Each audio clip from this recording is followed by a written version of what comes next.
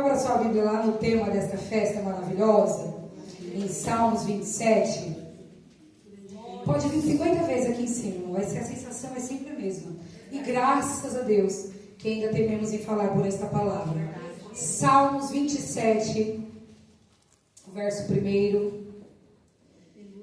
Aleluia, Jesus. Sou muito grata pela grandeza do Senhor, pela sua luz em minha vida, na minha família e por esse ministério que tem sempre nos abraçado e nos acolhido. Amém? Vamos ler? O Senhor é a minha luz e a minha salvação. A quem temerei? Eu vou ficar só nesse versículo, mas eu quero que você leia comigo, pode ser? No 3? 1, 2, 3. O Senhor é a minha luz e a minha salvação. A quem temerei? Amém. Pode se assentar em nome de Jesus?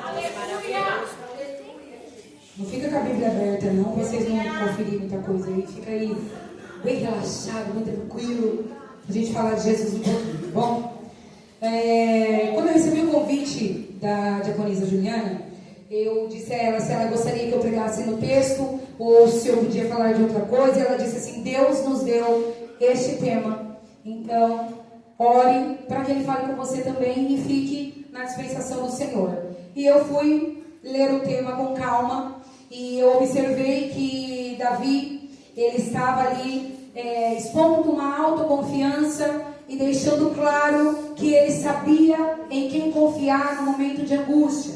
Esse salmo, quando escrito, ele vai nos descrever que Davi estava passando por adversidades e provavelmente fugindo e se escondendo dos seus inimigos. Quando nós vemos Davi dizendo que ele tem essa confiança, que o Senhor é a sua luz, que o Senhor é a sua salvação, e ele faz essa pergunta: a quem temerei? Como uma afronta aos seus inimigos, né? Davi estava com toda a sua confiança declarando que ele não temeria ninguém, porque ninguém poderia ser mais do que o seu Deus, do que a sua luz, do que o seu escudo protetor, a sua salvação. E ao ler o texto, eu fui observando que Davi, ele vem apontando alguns sinais de que ele estava afastado do templo, que ele precisaria adorar ali no cantinho onde ele estava, porque ele era impedido de chegar a outros lugares, pois ele estava sendo perseguido. E nós sabemos que hoje é diferente daquele tempo, mas naquele tempo a guerra era muito situada, e quando se ouvia alguém dizer que estava sendo perseguido, era urgentemente se esconder, porque se não houvesse esse esconderijo, essa proteção, esse momento de fuga, ele seria morto, porque a ordem era: quem encontrar deve matá-lo. Então Davi, ele vem escrevendo algo, relatando o que ele estava passando, essa adversidade, o medo, o desespero, o motivo de se esconder e o apreço por isso.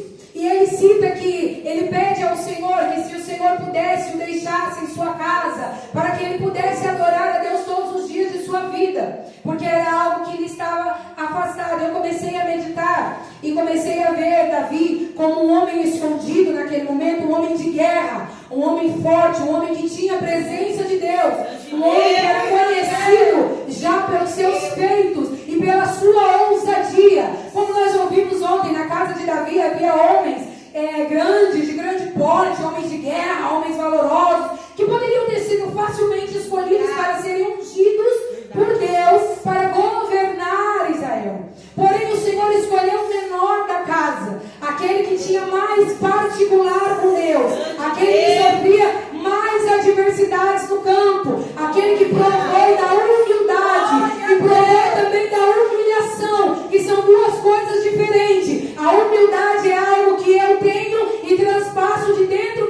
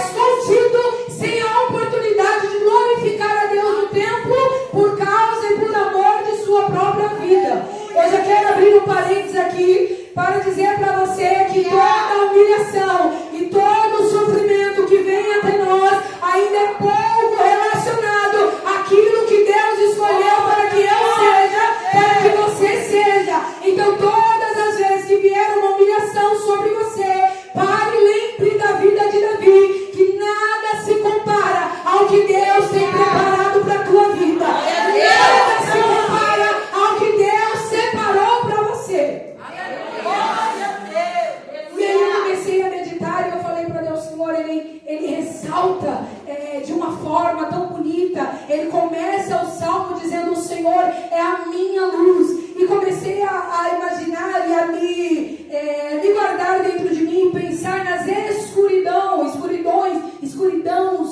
Como seria? Alguém me ajuda? Não um monte de escuridão que tem dentro de mim. Ficou mais fácil assim mesmo.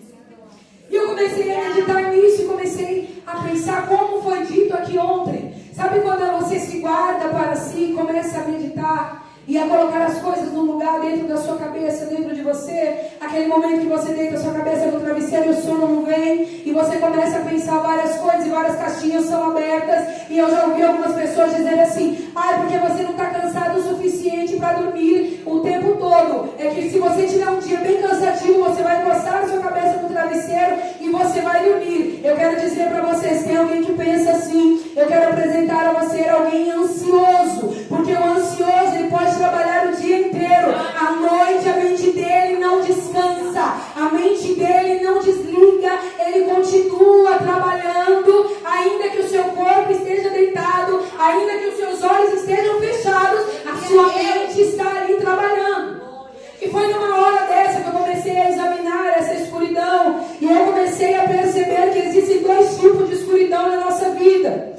Uma delas é a escuridão a qual nós somos acometidos, escuridão que vem sobre nós de maneira que nós não podemos evitar. Outras são escuridão que você escolhe se esconder no escuro. Como isso, Diaconisa Natália? Preste atenção aqui comigo. Eu estava meditando nisso e o Senhor me fazia lembrar que na beira de uma estrada, de um caminho, de uma cidade, havia um homem que era cego de nascença. Ele nunca havia provado da luz. Era um homem que vivia em escuridão. Escuridão essa que fazia ele mendigar, que fazia ele carregar uma capa sobre as suas costas para protegê-lo, talvez do tempo ou de algum animal. Escuridão essa que fazia ele se humilhar e ser humilhado todos os dias para comer, para beber uma água, para conseguir sobreviver num mundo onde todos a seu redor puderam provar a luz dos seus olhos, mas ele não pôde, porque ele nasceu na escuridão. Ele nasceu sem a luz diante dos seus olhos. Ele não teve culpa, porque ele nasceu, ele foi acometido por uma escuridão diante dos seus olhos. E eu comecei a meditar sobre a vida deste homem e comecei a ver e imaginar como é difícil quando alguém não pode provar da luz pelos seus olhos, quando alguém não tem condição de enxergar algo que está à sua frente. E aí Deus já me fez me lembrar de Pedro, quando Pedro estava no barco, no meio de uma tempestade, um mar meio agitado, ele ouve a voz de uma luz que diz para ele: venha até mim. Mas os olhos de Pedro estão acometidos por uma escuridão conhecida por incredulidade. E a Bíblia vai dizer que quando Pedro põe o pé para fora do barco, ele afunda. Meu Deus. Porque os seus olhos carnais não deixam ver quem é que me está chamando. Mais uma vez eu vejo a escuridão impedindo alguém de provar a grandeza da luz, a grandeza da claridade. A Bíblia vai dizer que na vida daquele cego passava pela cidade uma luz poderosa, e ela veio entrando naquela cidade. Quando ela ouve alguém gritar: Jesus, filho de Davi, tem misericórdia de mim, essa luz vai ao encontro daquele cego para mudar a sua história. Ele chega diante do cego. Eu acho que você já entendeu de que luz eu estou falando aqui. Eu acho que você já entendeu que mudou o pregador, mas a luz ainda é a mesma. Eu acho que você já entendeu nessa noite que a luz que fez você glorificar ontem está neste lugar para ser glorificada. Ele chega até o homem e fala assim para ele: o que queres que eu te faça? Jesus estava olhando para aquele homem dizendo assim: quer continuar assim? Eu tenho luz para a tua vida, mas a escolha é sua.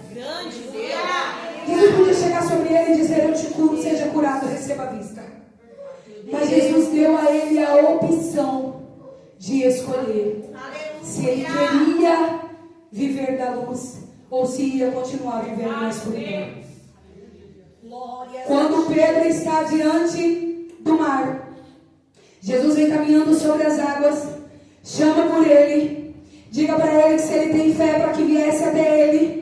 Ele todo empolgado, com aquela empolgação que a gente tem de novo convertido, já pula na água e começa a dar os primeiros passos, mas diante do mar está escuro. Os olhos carnais de Pedro, apesar de poder provar da luz, está neste momento acometido de uma escuridão. Escuridão essa de um fenômeno natural. Ele olha, ele tenta enxergar, mas ele não consegue ter certeza se quem está chamando ele é Jesus ou é apenas um fantasma. A palavra do Senhor diz que quando ele duvida, ele afunda. Imediatamente o Senhor se aproxima e o tira do mar e deixa claro para ele que ele afundou porque não creu.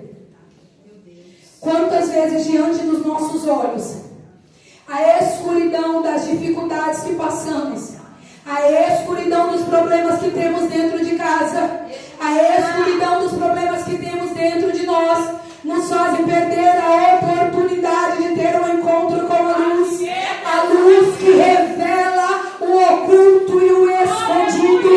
Às vezes nós olhamos e dizemos: Deus, eu não consigo mais enxergar solução. E eu digo para você nessa noite, a escuridão que fechou os teus olhos está com os dias contados para acabar, porque a luz que reina nessa casa, ela vai tirar a escuridão dos teus olhos. Aleluia.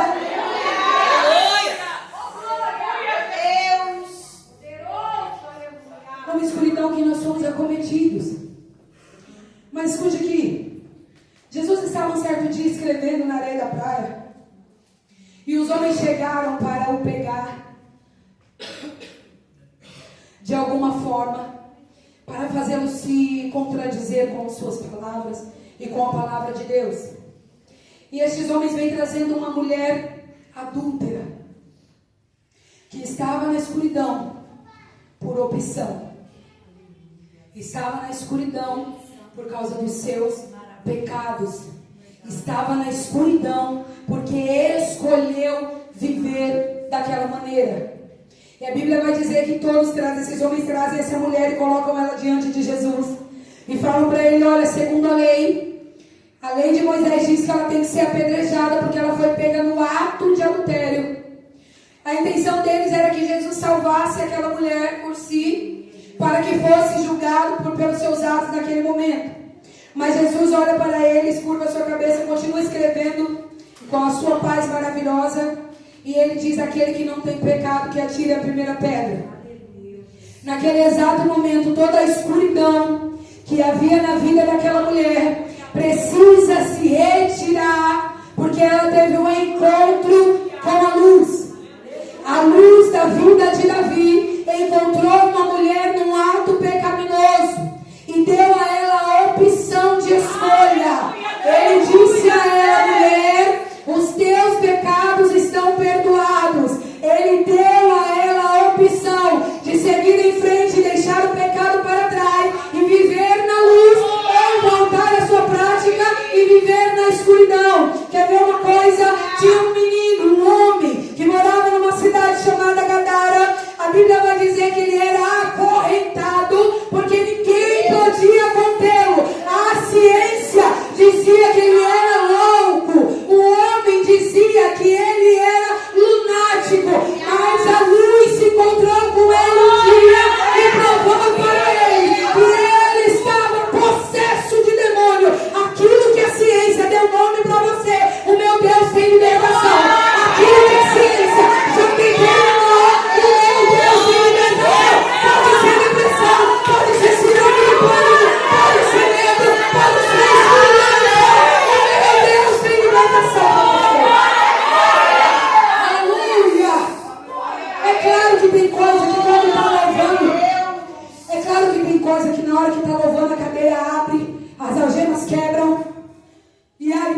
mas tem coisa que tem que chamar a missionária Michele para ela dar umas 3 batidas de pé no chão, falar umas 6 línguas estranhas, uns 3 dias de oração para poder arrancar os bichos, que é muito bicho. Verdade. Mas a luz encontrou o menino. A medicina já tinha um diagnóstico. É doido. É lunático. Você imagina ter alguém da tua família amarrado pelas mãos e os pés, com uma coleira no pescoço. Você, onde ele ia, tinha que ser arrastado. Ele colocava em risco a sua própria vida. Ele colocava em risco a vida de sua família e de todos aqueles que cruzavam o seu caminho. Mas é doido. É normal. Porque as pessoas que não conhecem a luz são acostumadas com a escuridão. Para quem não provou da luz, é normal. É algo que é tratável. É algo que eu preciso me acostumar. E com isso Satanás vai enfiando escuridão dentro da minha vida, dentro da minha casa, dentro do meu trabalho, na vida do meu filho, na vida do meu marido. E vai dizendo assim, é normal. É algo temperamental. É algo que está só na mente. Não precisa se preocupar com isso. E vai enfiando escuridão. Mas a minha diferença daquele menino e daquele povo é que eu já provei da luz. E quem conhece a luz não aceita viver a escuridão. Eu não sei qual é a escuridão que você está vivendo hoje, mas se você já provou da luz, se levanta de onde você está e vai em busca da luz para dentro da tua casa. Aleluia. Jesus encontra o menino. Antes de Jesus falar, os próprios bichos já falam com ele. Que viestes fazer aqui? Nós estávamos em paz. Que viestes fazer aqui? Ainda não é chegada a tua hora. E a Bíblia diz que Jesus dá uma ordem. E esses demônios saem da vida do menino. Entram nos porcos que são lançados no abismo. E esse homem agora, conhecido como doido, é liberto. Qual a primeira coisa que esse homem quer fazer, pastora? Primeira coisa que esse homem quer fazer: eu quero ir com você. Eu quero te seguir, mestre. Acabou de ser liberto. Eu quero te seguir, mestre. Para que eu e você entendamos melhor, eu vou dizer com todas as palavras: para de sujar aquilo que Deus tem limpo. Você vem, Ele limpa, você suja. Você vem, Ele limpa, você suja. Ele não é o teu faxineiro. Ele não é o teu faxineiro. Se Ele limpou, é para manter limpo. É natural de que quando eu me deparo com alguém que fez algo grandioso, o meu anseio, a minha gratidão é querer segui-lo. A Bíblia diz que o menino, o homem de Gadara, ele quer seguir a Jesus. Ele fala para Jesus: mestre, deixe-me ir contigo. É um anseio de andar do lado da luz. É um anseio de mudar de vida. É uma necessidade, um medo de voltar para casa e ver a escuridão de novo. Mas a Bíblia vai dizer que Jesus fala para ele: não, fica aqui e fala para eles o que aconteceu com você. Jesus não vai tirar você da onde você está. Fica aqui e fala o que anda te acontecendo. Porque o que Deus fez na tua vida é para ser contado.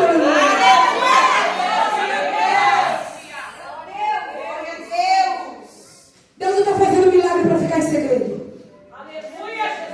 Eu vi uma casa que ele entrou e fez um milagre, botou todo mundo para fora, curou a menina, fez a obra só no secreto. Mas geralmente quando ele faz, ele pede para avisar. Sai espalhando, vai falando por aí o que Deus fez na sua vida. Eu não sei pregar, eu não sei pregar porque eu quero pregar igual o Jander. Mas se eu quiser pregar como Jesus pregou, aí eu sei pregar.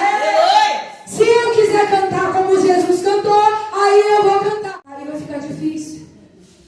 Quero abrir outro parênteses para você nessa noite. Quero que você olhe para o irmão que está do seu lado. Eu não costumo fazer isso, mas vou fazer por ganhar um tempinho. Olha aí para o irmão que está do seu lado e fala para ele assim: não se compare. Não se compare. Sabe de uma coisa? O que Deus tem para você e com você não é o mesmo que Deus tem com teu pai. O que Deus tem para você e com você não é o mesmo que tem com a missionária Michele. O que Deus tem para você é desse seu jeitinho, é desse seu modo de falar, é mesmo na tua falta de sabedoria, é desse jeito que Deus vai te usar. Eu tenho uma dificuldade com isso, porque se tem uma pessoa que se compara, esse alguém sou eu. Eu tenho muita dificuldade. Eu sempre comparo porque eu olho quando algo não dá certo e digo assim, mas eu estou fazendo igualzinho. E o meu não deu certo. Sabe a receita da internet? Olha, mas lá é tão fácil. E a minha não deu certo. Eu tenho uma irmã que ela diz assim pra mim, não vem com esses seus bolos aí, que você jura que não tem erro, porque comigo tem erro. E aí ela faz o bolo e manda foto e fala assim, ó, tem como errar. Você falou que não tinha, ó, errei. Eu falo, menina, mas esse bolo não tem erro. Ela manda foto e fala, errei, tem erro. Eu tenho o hábito de me comparar. Eu olho para algumas pessoas que passam pelo mesmo processo e eu digo a Deus, o que eu estou fazendo errado, Senhor? O que eu preciso fazer porque não está indo? Por que não está indo? Eu estou fazendo do mesmo jeito, eu vou para o mesmo lugar, eu faço a mesma coisa e comigo não funciona. Não se compare. Eu vou entrar lá, eu vou dar um jeito lá agora, eu vou resolver, porque eu já sei como fazer, eu já sei. Eu já sei, minha mãe também limpa, minha mãe sabe limpar, organizar uns negócios, eu vou pegar, vou fazer também. Mas não fique igual, não se compare, porque é no seu talento que Deus vai te usar. Não importa a área que você vai ser colocado, é com esse talento que Deus vai te usar. Eu tenho um cunhado, não vou dizer o nome dele, porque ele não gosta, ele tem vergonha de falar o nome dele, que ele tem um problema com timidez terrível. E ele não gosta que fica falando o nome dele, então eu nem vou falar. Não vou falar não. Mas pensa num homem bom para fazer a obra. Vamos evangelizar morador de rua. Precisa do quê? Fogão, toma. Chega no meio da favela e fala para os homens, preciso de comprar um fogão ali para fazer as comidas do morador de rua, dá dinheiro aí. Mas nessa, dá o dinheiro aí, pô. Morador de rua. Chega aí com o fogão, tá aqui o fogão. Precisa do que agora? Precisa lá de uns caldeirão grande. Pera. Uma semana. Consegui esses. Pensa num homem bom de papo. Sai, não demora muito, ele volta com a solução. Tá aqui. É só esse o problema? É só esse. Toma. Vai fazer. Porque Deus usa ele assim. Mas eu não sei falar. Fecha a boca. Faz sem falar. Mas eu não vou. Pelo amor, o microfone não é comigo. Tá bom. Faz lá. Lá onde ninguém está te vendo. Mas sabe o que acontece? Por que eu usei o exemplo dele? Tem gente que não faz porque não quer, usa isso como desculpa e escolhe uma escuridãozinha para se esconder. Sabe Elias, quando estava com medo de morrer, escolheu uma caverninha e foi lá se esconder? Da mesma maneira, eu não quero fazer e eu coloco a desculpa do que eu não sei fazer, para que outros façam por mim aquilo que Deus me chamou para fazer. E essa noite a escuridão que você escolheu para se esconder está sendo revelada. Porque aonde a luz de Jesus, aonde ela entra, toda a escuridão é exposta e revelada. Não importa como você vai fazer, não importa a maneira que você vai fazer, a luz que ilumina aqui vai iluminar a luz. Porque Ele é a luz. E essa luz não é limitada. Essa luz não escolhe roupa. Essa luz não escolhe cabelo bonito. Essa luz não escolhe microfone. Essa luz não escolhe altar. Ela gosta de brilhar aonde há espaço para ela. Abre espaço na tua vida para a luz. Porque quando ela entrar, a escuridão vai ser removida. Louvado seja o nome do Senhor Jesus. Quer ser chamado um homem segundo o coração de Deus? Sai da escuridão que você se escondeu. Quer ser considerado um homem coração segundo o coração de Deus? Comece a andar pela luz. Mas eu tenho recaídas. Aquele que cai de maneira nenhuma ficará prostrado. Mas eu não tenho força, eu também não tinha. Mas eu não tenho coragem, eu também não tinha. Mas a escuridão que eu escolhi me esconder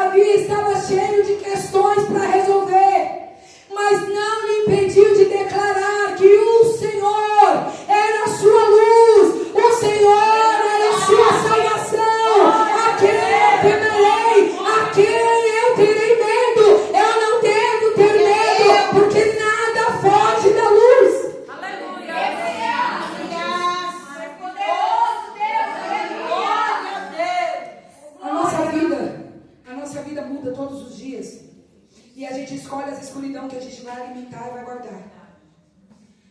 E algumas dessas são a peça-chave para a nossa vida. Quer ver uma coisa? Uma pessoa que é ansiosa, ela sempre vai passar a noite acordada. Raramente ela vai dormir uma noite inteira, como todas as outras pessoas. E quando for dado algo para ela fazer, a primeira coisa que ela vai pensar é na ansiedade que ela tem. E se aquilo der errado, a culpa é de quem? Da ansiedade. Mas será que eu me dediquei como deveria? Será que eu me esforcei como deveria? Será que eu planejei melhor? Ou eu me rendi à escuridão da ansiedade? Porque eu sabia que não ia conseguir fazer como outros e preferi não fazer de jeito nenhum. Quando eu escolho viver na escuridão, eu vou sempre escolher um motivo para me trancar dentro de algo que vai me assombrar de maneira que eu não vou conseguir sair daí sozinho. Eu não sei qual escuridão tenha cometido a sua vida. Eu não sei se essa escuridão já tem nome, se ela é alguém, se ela é alguma coisa. Mas eu quero dizer para você nessa noite que a mesma luz que liberta, que cura, que sara, que salva, ela está neste lugar, está disponível para a sua vida. É como se ela estivesse olhando para você e dizendo: o que você quer que eu faça? E você sabe que só precisa sair da escuridão para que você possa voltar a atuar e trabalhar como Ele te convidou para trabalhar. Não se compare. Fulano fala de um jeito, Cicrano prega de outro. Porque Beltrano é melhor do que faz, é melhor naquilo que faz. Deus te chamou para fazer. Não importa qual vai ser a maneira, Ele vai usar a sua condição. E naquilo que você não pode, Ele faz. Porque é Ele que faz. Davi declarava que o Senhor era a sua luz e que ele não temeria, não precisava temer ninguém. Às vezes a gente teme até nós mesmos, que somos mais perigosos do que qualquer outra coisa. Mas eu quero dizer para você nessa noite que todo medo está sendo dissipado pela luz. Essa luz, ela é Jesus. Todo medo que tem sido lançado sobre a tua vida, sobre os teus pensamentos, toda a escuridão que tenta inundar a tua casa, ela vai ser dissipada pelo poder da palavra. E a palavra é que Ele é a luz. Ele é a minha salvação. Amém? É isso. Eu quero te convidar a se colocar de pé. Eu quero fazer uma oração. E já passo para o